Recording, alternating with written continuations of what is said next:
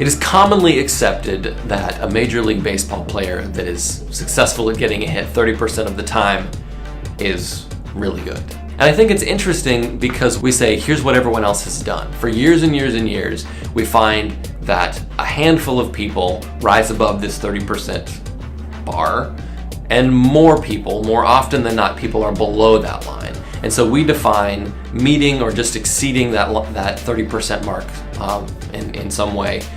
That defines being successful. That defines being one of the greats.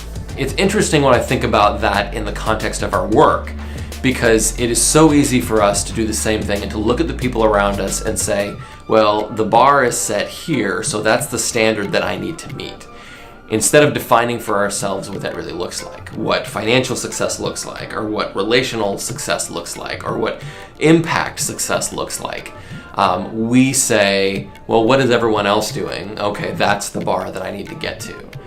And I think that's broken for a lot of ways, because some of you live in communities where the bar is very high, and some of you live in communities where the bar is just a lot lower.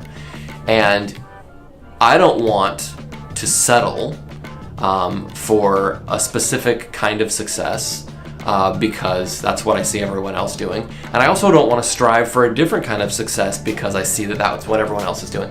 I want to be able to say, you know what, when I lay my head down on the pillow at night, when I think about my relationship with my wife and my daughter and what I want to leave behind to the people that matter most to me, I don't want that to be defined by anybody but me. I want to be able to say, here are the things that matter to me. Here's what I believe good work looks like, even if nobody else is doing it that way.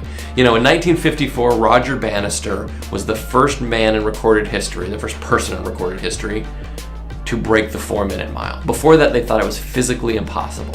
And you know what happened after he did it? Other people did. So up until this point in history, no one has ever done it. And now we've seen it happen. And it becomes a thing that now today is commonplace for elite athletes. I'm not ever gonna run a 4-minute mile, that's... And so there are things that maybe you say, here's what success looks like to me, but no one else is doing that, so I can't do it.